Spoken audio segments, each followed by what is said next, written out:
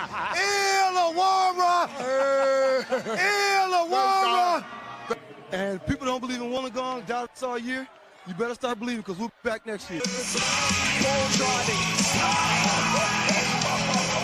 7 seconds left. He pulls the trigger.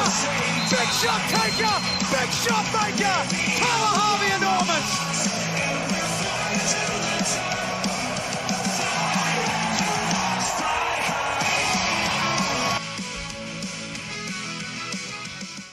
Yes. Welcome back to the Hawks Hangout, your one-stop spot and shop for everything Hawks-related content.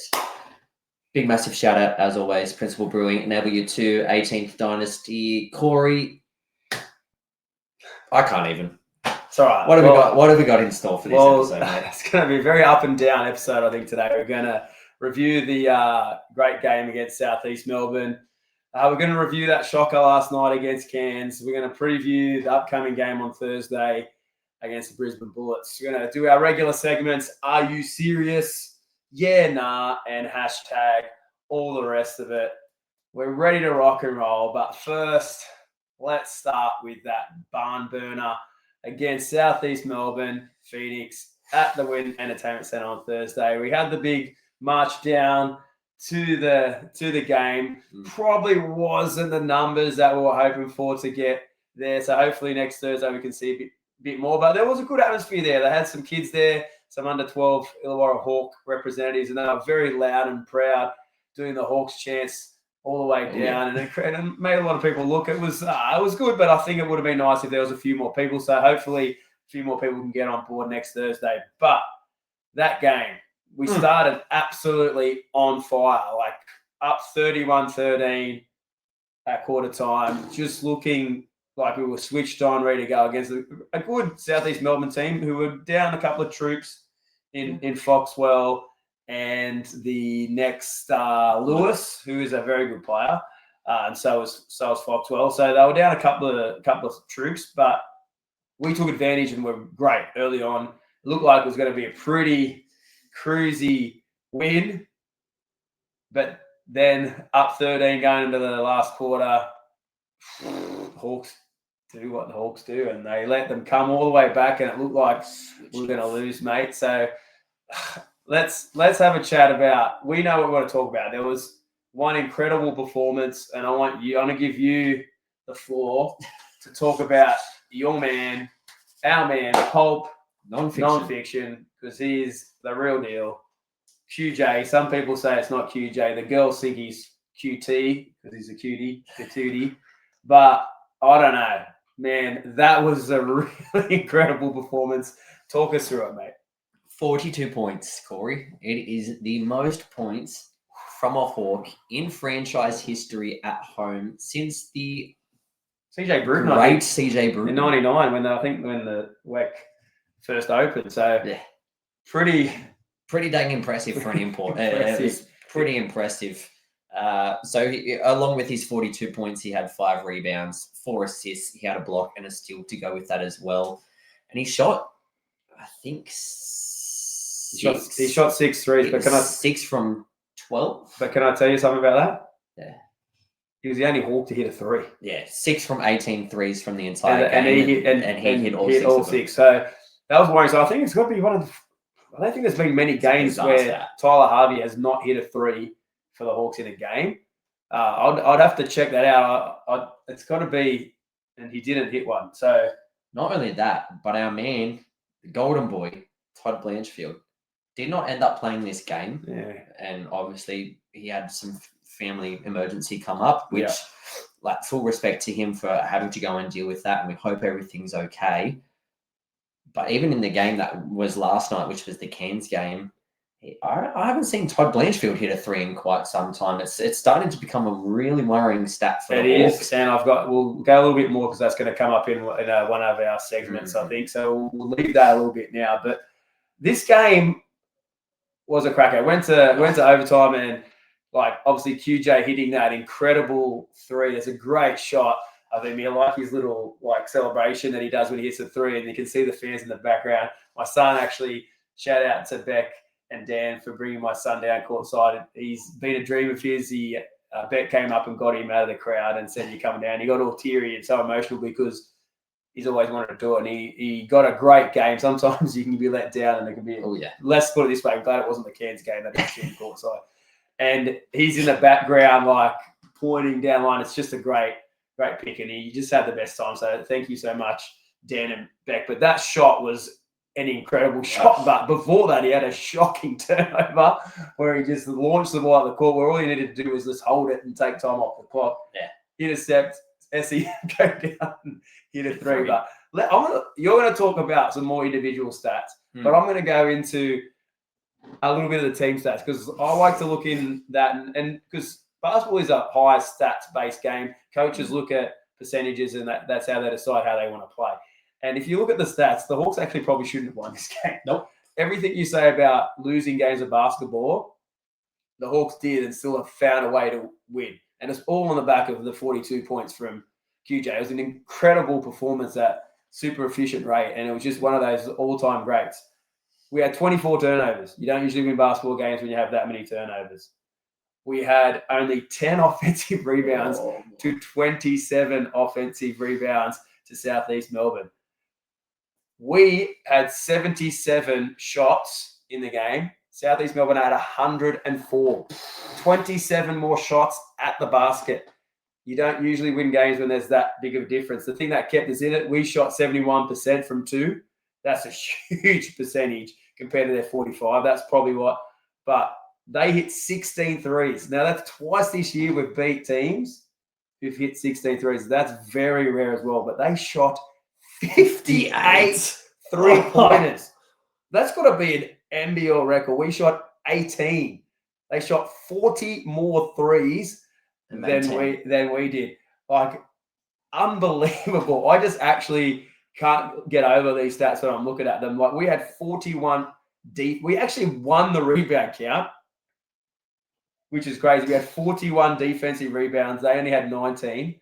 We had 10 offensive. They had 27. So they're getting so many second chances, and I'd love to see points off second chance or second chance points because I felt like they were just getting rebounds, missing a lab, kicking out, then hitting a three, and you'd be like, oh, my God. And Aaliyah, again, another player who doesn't seem to do much in his career, hits three after three. Puts them back in the game. The tradition. Derek Bolton Jr., catch Aaliyah. Well, and the Cairns game happened as well. We'll talk about it in a minute. But the tradition continues. So tell me some of the individual performances in this game because there were a couple of spectacular ones. I feel a little bit dirty saying this, but our MVG, which, again, we'll get into that a little bit later on, but JaVale McGee finished, again, fantastically with 29 points, 13 rebounds, 1 assist, 2 steals, and 3 blocks. The dude's averaging 2.1 blocks a game. Yeah. Definitely in there for Defensive Player of the Year with the rebounds, with the points, everything that he's got going on. Yeah. Dave O'Hickey, again, quite literally flirting with a triple-double on most nights. Finished the game with 16 points, 6 rebounds, 10 assists with 3 blocks. Wani finished with 13 boards, Corey. 12 of them were defensive, 1 offensive board. So, again, really letting us down. Everyone, not just him, but everyone across the board on those offensive boards. There was way too many second chance points for them. It was like we couldn't get a rebound on an undersized lineup at one stage. They had 5 shooters on towards the end there. The guy, who was the guy, the offensive rebounding machine? Is it Brown? What's his name? John Brown the third. Brown the third. Yeah. He was just an offensive rebound machine. 10 offensive rebounds. He had 11 rebounds. He didn't have any defensive. All rebounds were offensive rebounds. And he was just causing absolute havoc. Like, he was giving McGee headaches on those boards. But it came down in the end. Like, they looked fairly poor for 3 quarters. Yeah. And I looked up and I go, Sobey's having an absolute shock. He's had 4 points. And I think they started him off in the 4th. Then he came on let's say with 8, maybe 7 minutes to go. And I looked up and I said to the person sitting next to me, like, you watch Sobey here. He'll go off and then he's on 4, but he'll end up with 20 and you watch, they'll come back. And he went bang, bang, 3-3, driving layup and 1. He had 9 points in about a minute. And he almost single-handedly Won them the game. One game, and he actually had the game on his hand. Like we got that little nice little inbounds play. We had Hawks. It's very un-Hawks-like. We're not very good at those moments with inbounds play. We did a great little inbounds play. Got JaVale McGee a dunk. Mind you, I think he did get fouled there. He should have had an and one to put us in front. But took hardly any time. Then they had 6.1 seconds to have to play. It went to Sobey. I'm thinking, oh, God, he's going to hit this, and it's going to be like, here we go. So he's going to have a great last quarter and win him the game. But he missed. And then obviously goes into the final quarter again, back and forth. And just when we think we've won it, and then QJ hits that big time three, and then he could have got fouled at the end again, you know, when he had the ball. They just let us run out the clock. He had the ball. He could have been fouled. He could have had 44. There's also something that I want to talk about right here.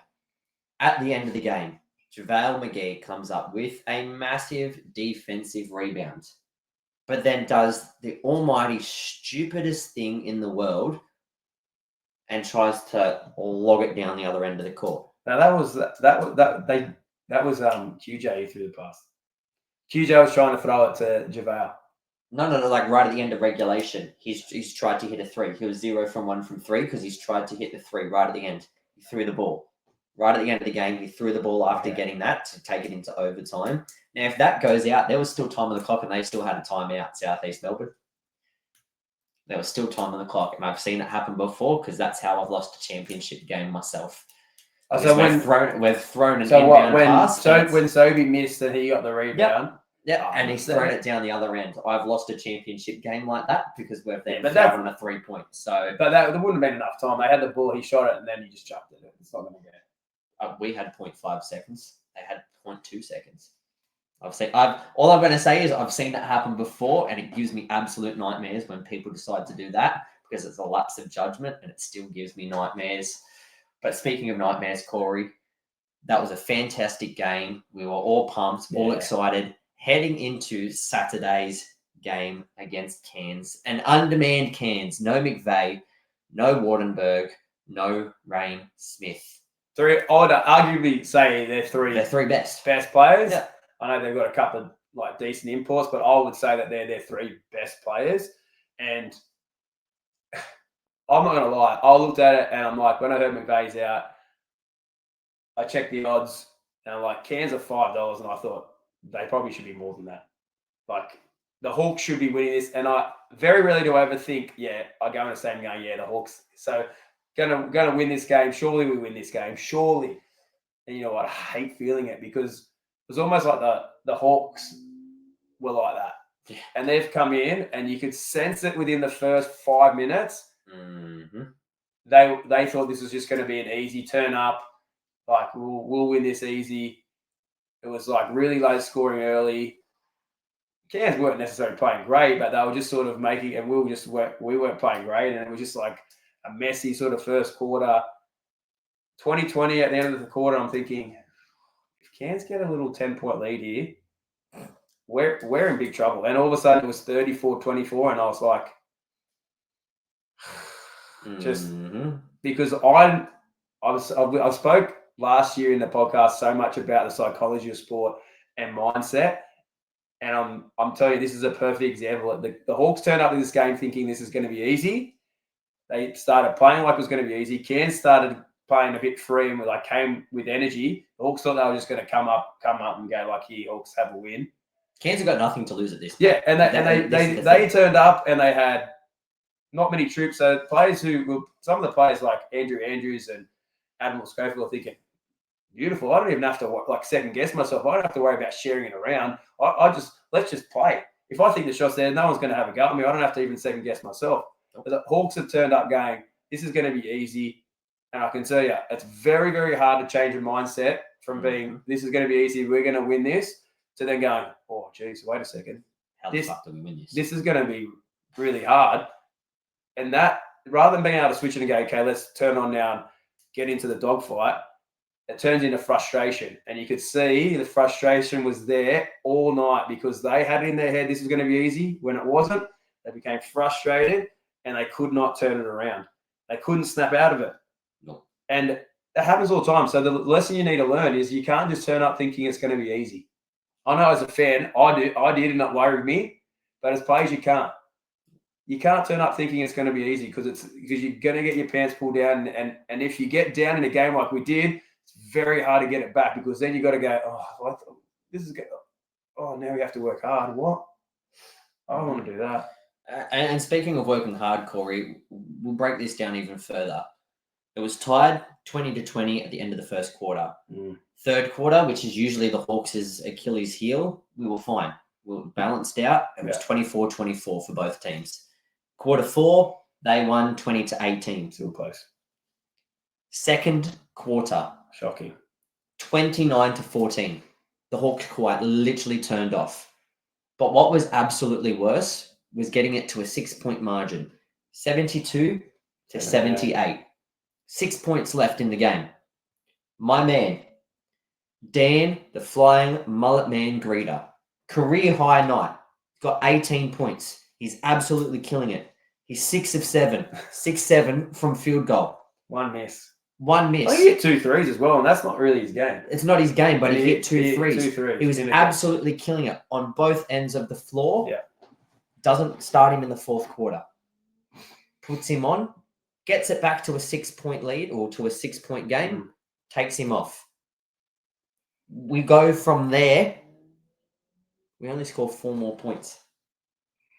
They go out from 78 and blow us out and score almost another 20 points. Well, they go on a 13 to 4 run or something. Yeah. To win the game from there. And we at 78-72, I believe we had a couple of chances. I think we could have. I think Harvey had a couple of good looks at threes. Couldn't hit them, couldn't put the ball in the bloody hoop. And couldn't continually get stops. And you just got to, in those situations, you come back from a big margin, you got to keep it rolling, continue to add pressure to the other team because we just couldn't do it. It was a super frustrating, and I hate being right in this situation, but last potty we did say, I said I'm one of the big Andrew Andrews haters. I've been on his back this season. And I said, you watch, you'll probably have an absolute blinder. And the tradition continued. The guy players who don't seem to play good against anyone else have their career game or have a great game against the Hawks. It just seems to happen all the time. And he hit 27 points. He just hit 3 after 3. He was getting at the bucket, making tough shots. He's the one who sort of came up big most times. Yeah. And for me, what happened with him was he's a very ball-heavy guy. He likes the ball in his hand. But they haven't been doing well based on that when they had their full complement of players there because McVeigh's not getting involved and they're not getting shots for these other players. But he went in that game going, you know what? Perfect for me. I don't have to worry about giving it to McVeigh. I don't have to have in my head second guessing or other people thinking, am I doing the right thing? He just went, let's go. And it was almost the perfect situation for him as the type of player he was. And he just took full advantage. Yeah. And he got off to a great start. I think he hit his first 3. Yeah. And then it just sort of was consistent throughout the game. And to end with 27 points in a relatively low scoring game, that in the end, that was the difference. That was the difference. He came up big. Tradition continues. He'll probably have a donut next time he plays. But it was just, they completely, and they did it twice to us last year. I know we beat them this year at Cairns. I said they are our bogey team. They just have the ability. I think now that could be 3 times in a row they've beaten us at home. And it could even be more than that because I just feel like Cairns seem to get us. Yeah. At home. It's almost like, we'll beat them and then it just doesn't happen. They just feel good about themselves. People say it's a shooter's gym. Yeah. And they just were knocking down shots. How many threes did they hit, Cairns? They were 13 from 31 compared to our 5 from 22. So a terrible stat. We went 6 from 18 the game before to a 5 from 22. So we shot an extra 4, but made 1 less. And they were 13 from 31, which again, we've always said if a team's hitting over 10 threes in the NBL, especially if it's the Hawks, it's really hard to lose a game.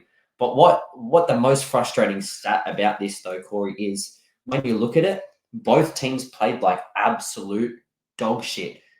They won 16-12 on the O boards. They won 35-29 on the defensive boards. They killed us on the rim. They had 12 turnovers compared to our 10 turnovers. We had JaVale McGee go for 17, 11, and 3 with 3 blocks. Harvey had 12 points. Hickey had 10, 11, and 6. So almost had another triple-double How many turnovers, though? He had 2 steals and 2 turnovers compared to his 8 from He the had game 8 before. turnovers. We didn't mention that in the but 8 turnovers. He actually flirted with a quadruple-double with turnovers. 8 turnovers.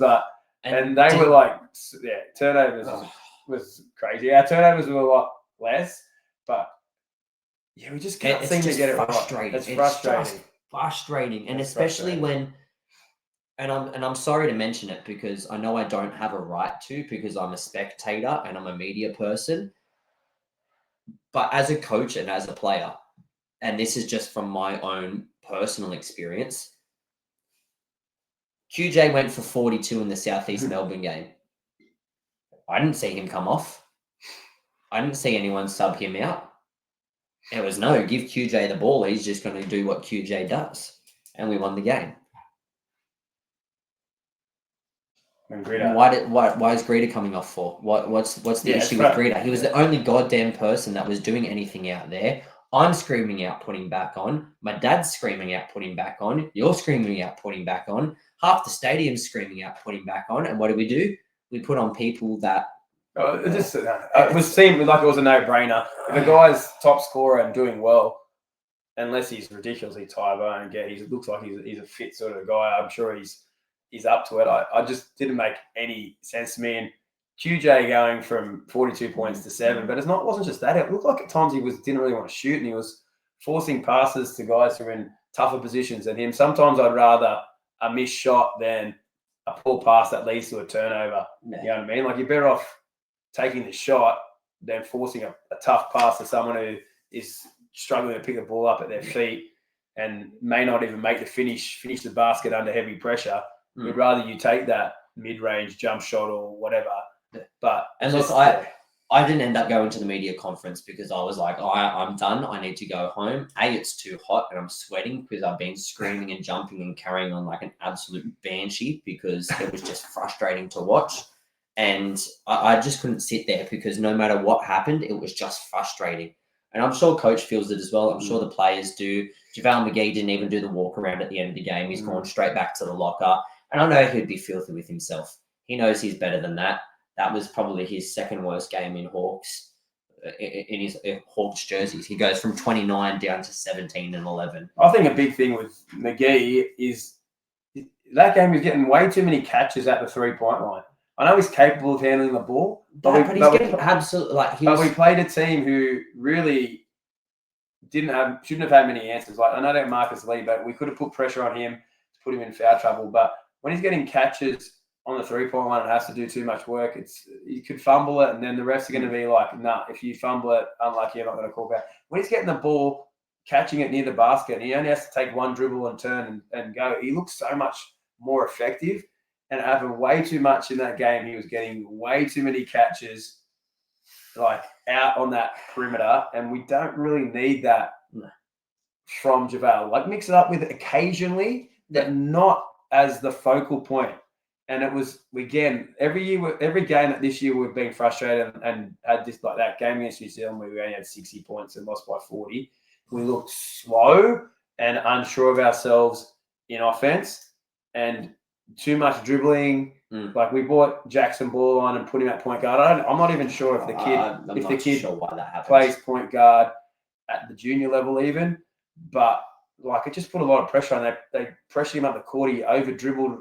You get it over like halfway, dribble more, and then I look up. There's only 6 seconds left on the shot clock. The ball's still in his hands.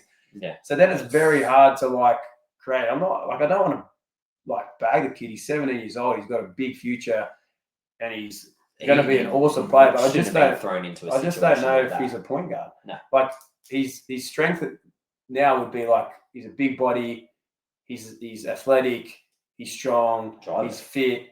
Get to the bucket, but when you're on the court, your focus is defense. Like, be a disruptive defender, and then offense. Don't put the ball in his hand where he has to make too many decisions. It's very hard for a 17-year-old to do that. And I know he wasn't on for very long, but it was just like we just sort of lost a little bit. It was the second quarter that he came back on, and it was like Next thing you know, we're down 10. And Like, I don't understand what are we doing? why wasn't Bawali given those minutes? I think he could have made a difference. He's a different type of energy guy. Anyway, it's interesting. But Harry Froling, another big. We needed another big out there. We've two people in the paint. He can hit the three. He can stretch the floor. But those things need to be made early. You can't go if a guy hasn't been on a all game, chuck him in the fourth. That's why you look at in the NBL now. People are like, oh, what? So many changes in the first quarter. That's what coaches do. They like to get everyone out there in the first quarter, see what they're like, how they're feeling, what the matchups are like. Get them out there, see if it's their night. But it's very hard to be like sit for 3 quarters and go, you know what? You need to take over the game now. The game's on the line. We need you to go out there and just a 3. Usually people only come on at the end of the game is well and truly over at both ends. Either you're getting flogged or flogging someone, and then, it's very hard if a game's on the line and they chuck you out there and you haven't been on there all game to come in and make a difference. So I know you guys were shouting out, put Harry on. I was like, there's no use putting him on now in the fourth quarter. He hasn't been on the whole game. So we'll put Dan back on. Dan only just Dan, yes, off, I agree. And you can't really you couldn't put Bawali on the fourth, but I'm saying that they should have that opportunity to chuck them out there. Yeah. But let's move on. Put that one in the bank. We did say let's look at the preview for Brisbane. Another Thursday game. Again, another walk to the WEC. Let's walk to the WEC. Come on, get need more numbers. 6:30, more numbers there. Get some atmosphere. And not only that, Corey. Come and celebrate my birthday. If you don't want to walk down to the WEC, if you don't want to hang out with us just to see these 2 ugly mugs, just come and wish me a happy birthday at Each Street Markets. We'll be there. We'll have some great food. Is it great company. No, my birthday is on the Friday, which is the 12th. It's lucky it's not Friday the 13th because it would have been crazy. But Friday the 12th, but Thursday the 11th of December. It's on. Against the Brisbane Bullets. Now, Corey, they're coming off back-to-back losses. 90-65 most recently against Adelaide. And it was absolutely woeful. 103-76 the game before that against Southeast Melbourne. Yeah. Now, they've got no Casey Prather because of the ridiculous injury. And it absolutely sucks to see him out. They've got a new import who really didn't do much the other day. He only ended up finishing the game with 3.7 rebounds and 1 assist. Well, he's going to get 50 against us. Probably now.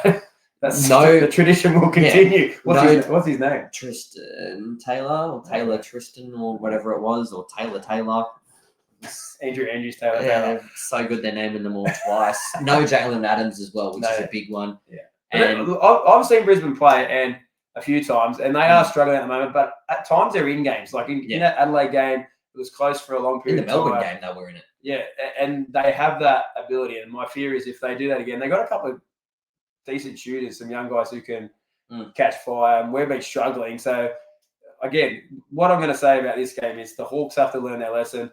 You cannot come in thinking this is going to be easy because the same thing's going to happen, and we're going to get our pants pulled down. We need to come in with effort like we did against Southeast Melbourne from that fever break where we were obviously primed and ready to go. Couldn't wait to get out on the court. I know they're going to say the excuse we had 2 games in 3 days, whatever. No more excuses. No. This going to have a break here before this game. Mm-hmm. But Brisbane are they've come off a couple of bad losses too. So they're going to be up for it. They're going to be desperate for a win.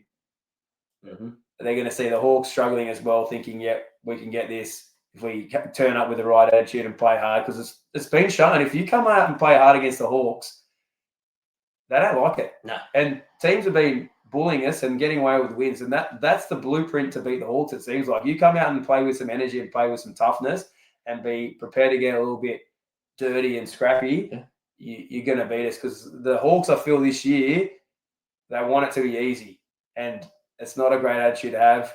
And I'm sure Tatum's frustrated with it. But that's the feeling we're getting. And if teams turn up, Sydney did it to us. Mm-hmm. New Zealand did it to us. Cairns did it to us. Southeast Melbourne have done it to us. You get into that scrappy, you get tough, want to get dirty, and then you can get the win. If Brisbane definitely capable of doing it against us, but we need to get this win because I already feel like our season is over. We're still obviously a realistic chance of making 5th or 6th. I think at best, to make the top 6, you have to finish 15 and 18, I reckon. Yeah. We're 5 and 10 now. I know I said last potty we were 4 and 8, but actually we're 4 and 9 when I said that. I messed up. I apologise. But now we're 5 and 10. We've got to win 10, go 10 and 8 from here to get to that 15 and 18. And that at this stage, that seems a long way away. To go 10 and 8, we've got to get 10 wins. It's going to be not easy.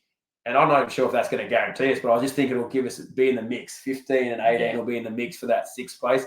But if we're being realistic, we don't look like we're a chance of contending for a championship. We'll talk a little bit more about that later in another segment. But the only thing with this, Corey, though, is looking at it, if Southeast Melbourne beat Tassie and we win, we jump Tassie and it keeps us in that 6th race. It puts us in 7th, and it depends on what happens with New Zealand and points differential and all the rest of it. But it is a must-win game.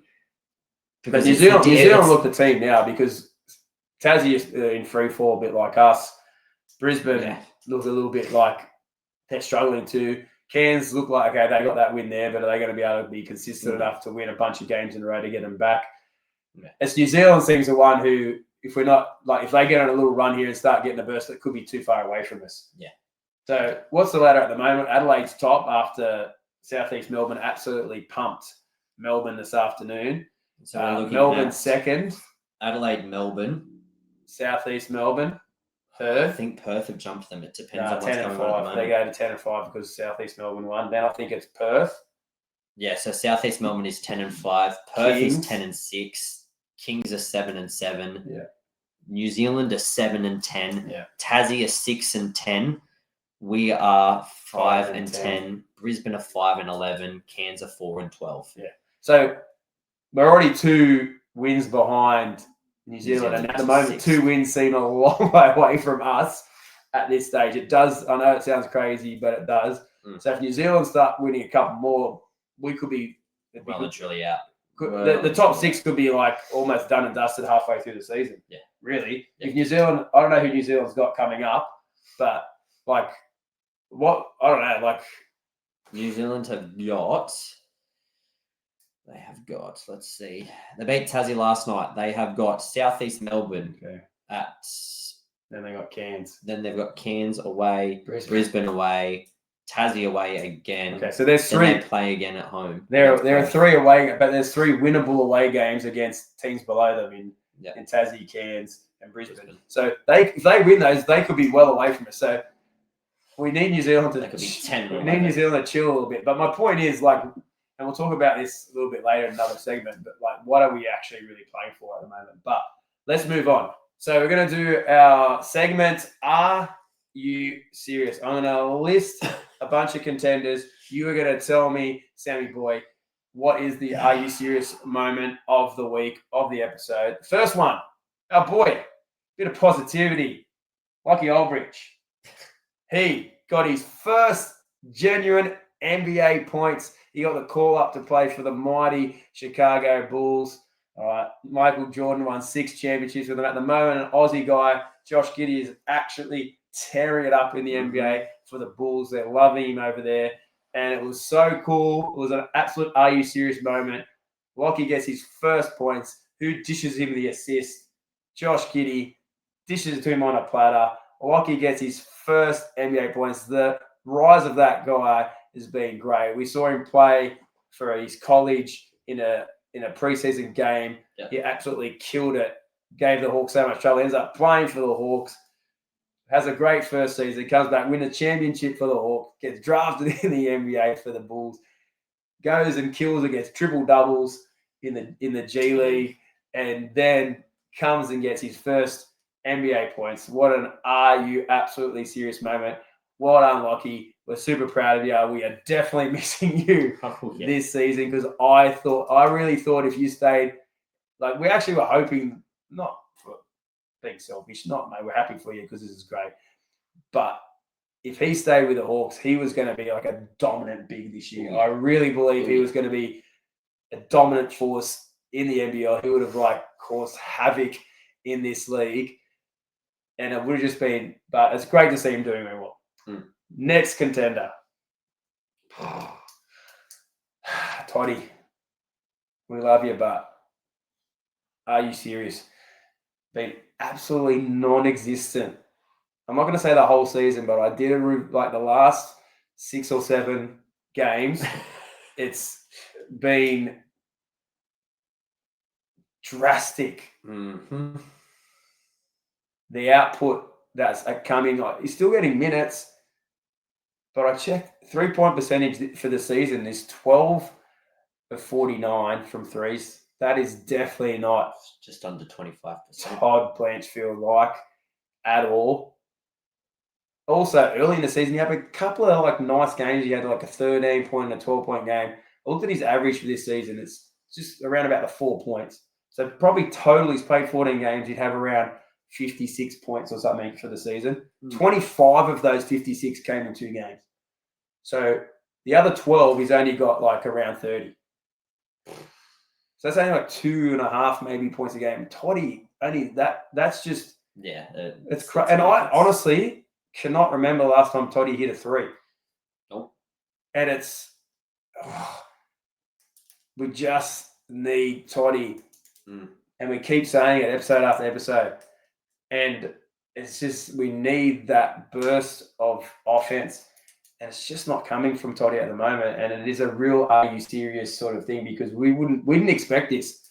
I don't think any Hawks fan did. After his NBL 1 explosion and MVP winning season, we thought he's going to come in and like continue what he did in the NBL 1, continue how he finished the NBL season in the championship season. And it was going to be like, yes, Toddy, this is going to continue. It just hasn't happened. And it's a very are you serious moment. Next are you serious moment. Losing to Cairns without 3 players, not turning up, thinking it was going to be an easy win, and Cairns just going, we're not having it, and actually pulling our pants down and giving us another heavy defeat at home. And after me raving last year about the Hawks just don't get flogged, it's just becoming a consistent thing now. We're getting flogged, and it's not. We're getting flogged at home, and it's not nice. Nope. And the final "Are you serious?" moment, he did it in the first game with the Boomers. Hit a 3 that sealed the game with about 30 seconds. But this time, it wasn't 30 seconds to go. It was with 0 seconds on the clock. Darvo Hikali, bravo Darvo, come and hit. He loses control of the ball, jacks up his shot, banks it in, does his little like skip to the huddle, game-winning shot. Like, are you serious moment? Sensational from Darvo Hikali. They are the are you serious contenders. What is your are you serious moment of the week? The Lockie is wholesome. I love it. It's not an are you serious? It's like, oh yeah, like damn, that's pretty cool. Toddy's a bit like, wow, dude, like really? But you've also got to realize there's underlying factors, there's things going on. That's understandable. Yeah. Losing to Cairns, that just hurts. I don't think it's an are you serious? I think it's just hurts. Like it's definitely like, dude, what the actual hell? Like what the helly? Like what the Hickley? Just what the Hickley? I think that the biggest one, and we've kind of made a little bit of fun of it, but the Darvo Hickley game winner. He said that he's called bank, but really, 2 games in a row. Crazy. William Davo Hickey. It ain't that hard to pronounce a name. Darvo. It's not Darvo Hickley. It's not even. It's not even existent to. I actually want to get a personalized jersey. Hickley with Darvo Hickley or Bravo Darvo, and I want to get it 32 because he's like the triple double. Yeah, like perfect personalized jersey. Bravo Darvo. So you're gonna go. That's your are you serious moment? It's my are you serious? Because as a professional commentator at a FIBA level, getting a live broadcast to the entire world, you can't just absolutely mess someone. But he messed up the game before. You think someone would get in his ear and say, "Yeah," but he can his say name's Davo Hickey, bro. can say Sam Menenga, Because Davidson, I think he went from Liafa. I think he went from Davely Hickley to Darbo Yeah. Hickley. So that's it. I don't know. But anyway, but bloody ridiculous. That's are you serious? I agree with that. Are you serious Ridiculous. selection? Next one. Our yeah, nah segment. So I'm going to throw some things at you. All right. First one, yeah or nah? The timing of the Freddie Mercury at the WEC is critical to the success of the Hawks. Yeah or nah? Yes, and hear me out. 72-78 left to go. What better way than they've called a timeout, mind you? Cairns have called a timeout. Bloody goddamn, put Freddie Mercury on and put my boy Dan Greeter on when he's just pulled your team out of a goddamn hole. Anyway, next one, Corey. Matt, well, I'm going to say this. When McGee hit that shot, the great Freddie Mercury was on just before that. I'm not going to say Freddie made it go in, but I'm going to say it. There we go. The timing of the Freddie Mercury is crucial. Mm-hmm. Get it right. And they're starting to get a little bit better at it. Like the Southeast Melbourne game, they did it as well at a good time and get the crowd going. Mm-hmm. Like it was good. But they did it this year when we were down by like 25 against Sydney. No one wants to get up and go, hey-oh, when the team's losing by 25. Anyway, next one. Yeah, nah. The Hawks are way too inconsistent to compete for an NBL championship. NBA championship? Absolutely. We would get dominated way too easily. I don't care how many games JaVale McGee has played in the NBA. We would still get absolutely dominated. NBL, however, Corey, I'm going to take the no on this just purely for the fact that I know Sam Froling is coming back. Okay. We weren't expecting him to be out. They obviously had this plan that he was going to be playing the backup 5 or he's going to be playing the 4 with McGee at the 5. They would have known this time or not even this time last year. They would have known the back end of the finals, right? We're losing Trey Kell. We're not re-signing Days. Lockie's getting drafted. We're absolutely guaranteed that that's going to happen. We've got JaVale McGee coming in. We're going to put Sam at the 4. Then it's obviously just all gone out the absolute window, down the absolute shitter. But that's just, how it's going to be. So I don't necessarily think it's going to be a lack of chemistry and a lack of inconsistency to compete. I just really don't think that the Hawks were planning for this to happen. As I just said, it's all gone out the window, gone down the absolute shitter. We had Davo out. We've had Sam out. It's not what was supposed to happen. Are we inconsistent? Yes. Can we turn it around? Absolutely. 100%. And all the rest of it. Oh, okay. That's very, very interesting, but it's going to be interesting to see how Froling slots back in and how quickly he can be impactful. That's what I think. The last one, yeah, nah. QJ, pulp, non-fiction. His 42 points was the best individual performance you have ever seen from a Hawk. Yeah or nah? Yeah, nah, yeah. Ooh. Purely for the fact that I have seen quite a few. I've seen that. I've seen McGee. I've seen Davo's triple-double. I've seen the Hawks win a championship. I've seen... Yeah, but that's a team performance. Individual. Individual performance. LaMelo Ball's triple-double. Yeah, back-to-back triple-doubles. I was there for one of them. Yeah. I was there. He sent it to overtime with a monster 3, mind you. Sunday Detch goes, oh, shit, we need a 3 right here. Bang, bang. Nothing but net. Sends it to overtime, takes it over, has 2 monster dunks. It's at the start of our episode. It's not there for no reason. I personally feel like that's I thought you would say that, and it's probably but just hitting 6 threes. He only played to hit 3s. It's almost like it was a single-handedly. Oh yeah, absolutely. And the way he won the game for us. That 3 from the logo, deep 3. I was struggling to think of any other. Yeah, no. And knowing that he had 42. Oh, it was a very special performance. Individual performance, we've got to give a shout out to our main man, Damon Lowry. Those clutch free throws, I don't think you can put those past him. Yeah. But how many points do you have for the rest of the game? And I'm sure Damon's going to agree with this. There's a tiny little bit of luck involved with those free throws.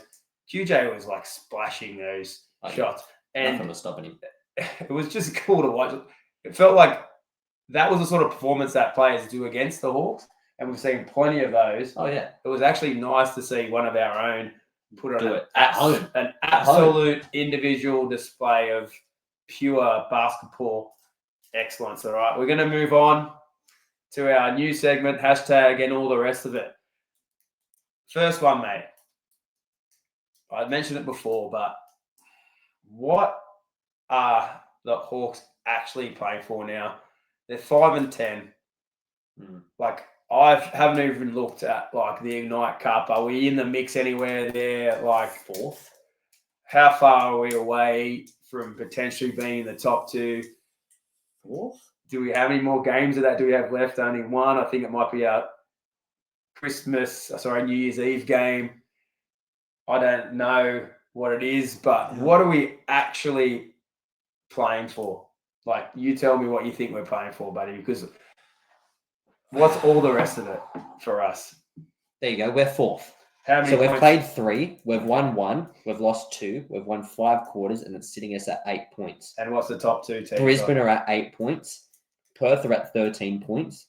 New Zealand have won all 3 of their Wednesday night games. They have won 9 They are quarters. the Wednesday. They have this. They have got 18 points. They'll win the Ignite Cup. I can tell you that right now. May not win it, but they are this format's just seems to suit them. They won the Blitz. Yeah, they're killing the Ignite Cup. But if Perth is second on 13 and we're on how many points? We're tied with Brisbane on 8. 8. So we can only get to 15. Yeah, but we can only get to 15, and so that Perth, how many games Perth? It looks unlikely. Yeah. So what are we actually playing for? What are we playing for this season?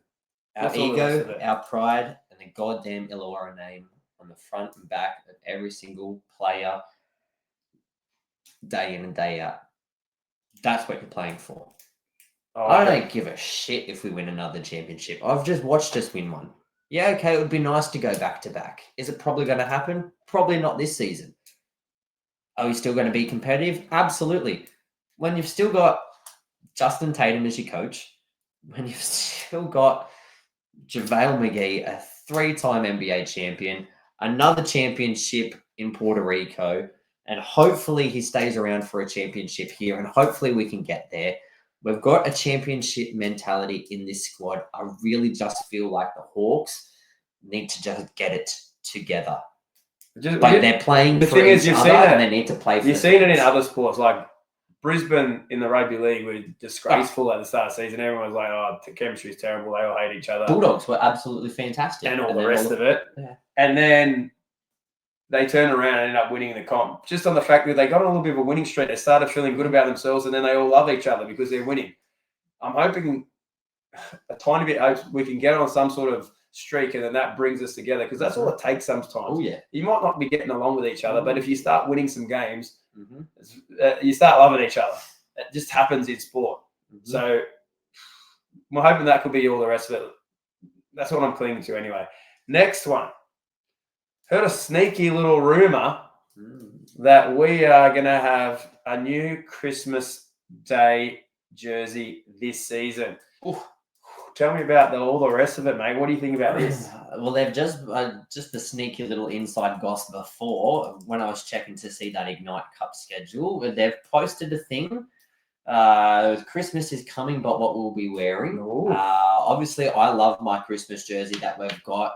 It looks ugly, but it's absolutely hilarious. I loved it. I thought it was a great idea.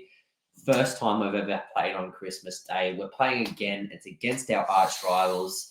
I've got not much else planned for 8:30 on Christmas at the day. So I'll be heading up there. You best believe it. And I'm telling you right now, if it's similar, I've seen the Kings one, and the Kings one is nice. I do like the Kings one. For this year? Yep.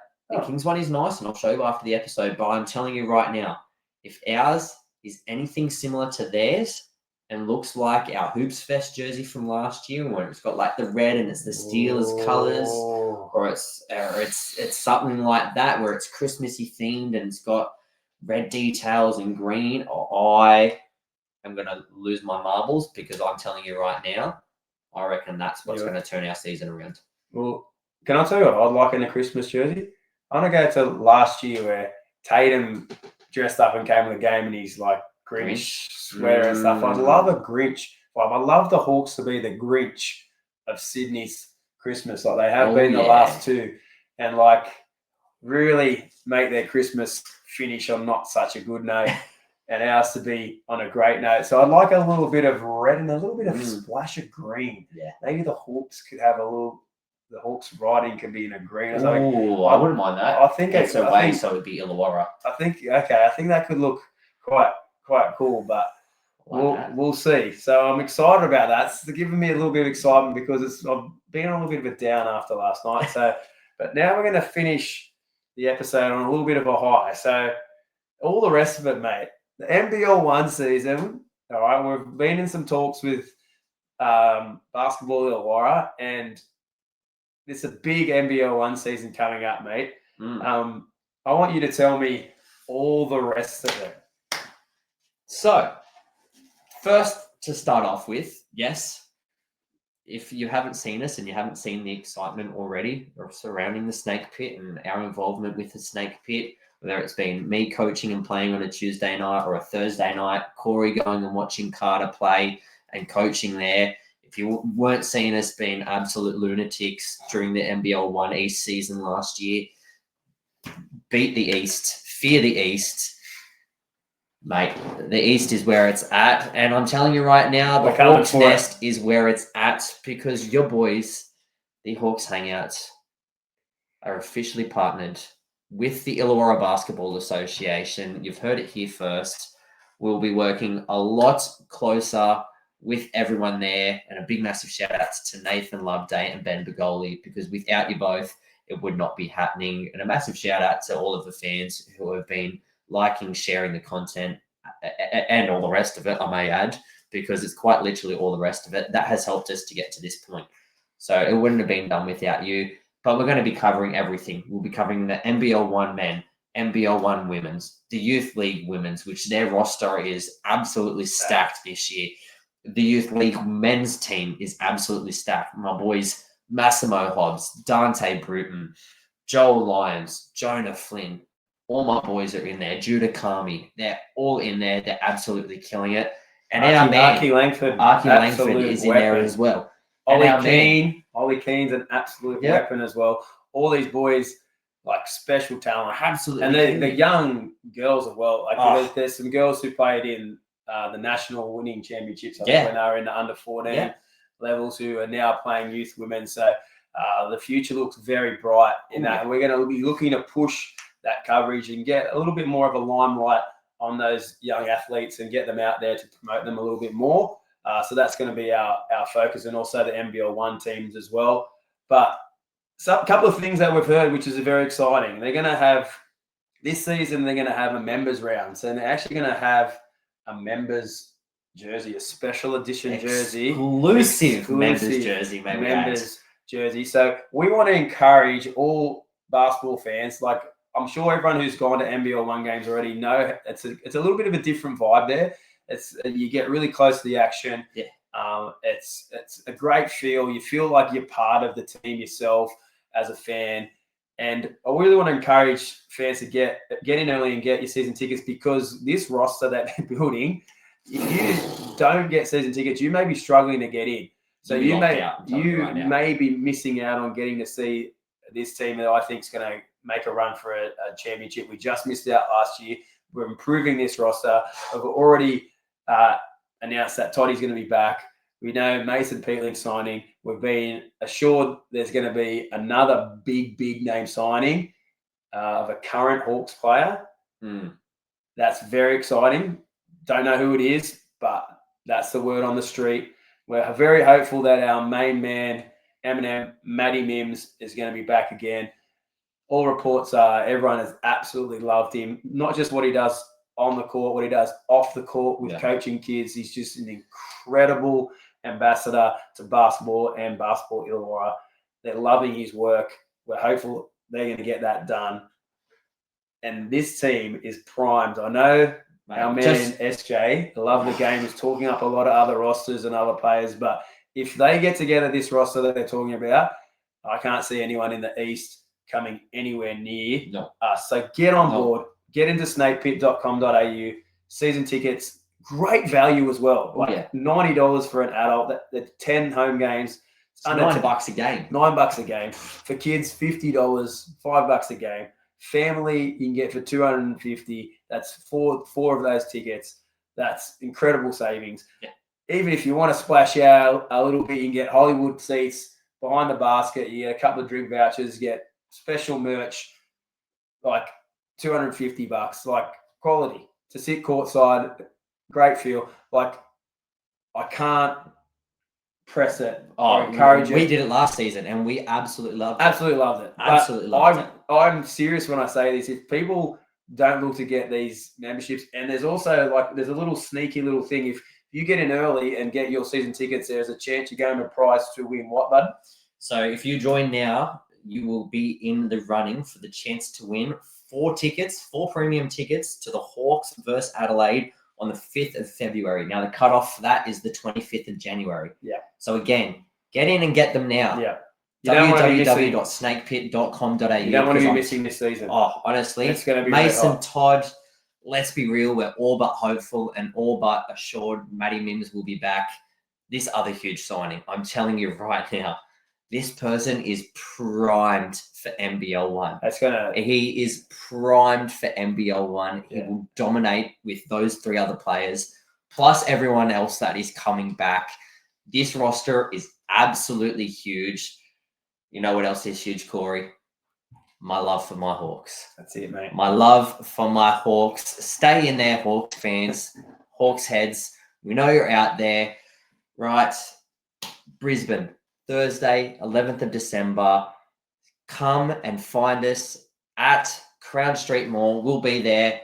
Walk to the WEC. Walk with us because we are stronger, louder, together, and we're flying as one, Corey. And as always, mate, fly you Hawks, baby. Fly high. Fly high.